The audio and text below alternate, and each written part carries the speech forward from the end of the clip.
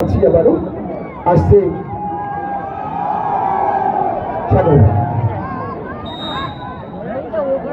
সুপ্রিয় দর্শক মন্ডলী,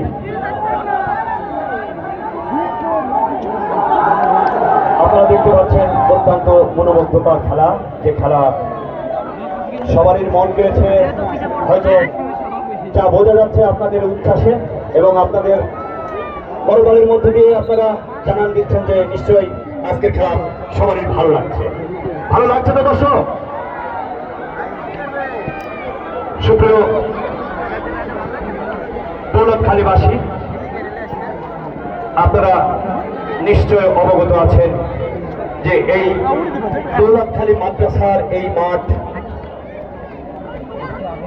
অত্যন্ত সুপরিচিত মাঠ। কারণ কালে কালে যুগে যুগে আমরা যখন ছোট তখন এই দৌলতখালীতে বিভিন্ন পর্যায়ের এবং ভালো ভালো প্লেয়ার তৈরি হয়েছে এই মাঠ থেকে।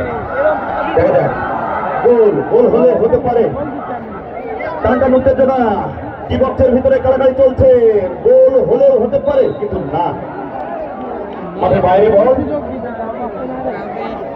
যে জিনিসটা বলছিলাম যে এই হাই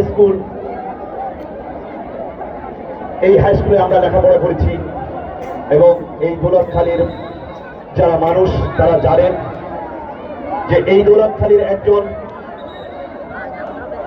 অভিভাবক ছিলেন যার সুষ্ঠু নেতৃত্বে এবং সুষ্ঠু ধারার রাজনীতিতে যার নাম স্বর্ণ অক্ষরে লেখা থাকবে এই দৌলতখালীতে। তিনি হচ্ছেন আমার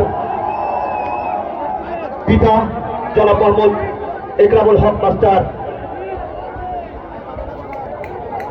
হয়তো এই দৌলতখালীর মানুষকে নতুনভাবে তার নাম বলা লাগবে না, এবং সেই সঙ্গে এই গ্রামের এক সময় স্বাধীনতার পরবর্তী সময়ে যারা জোরালো ভূমিকা রেখেছিল এই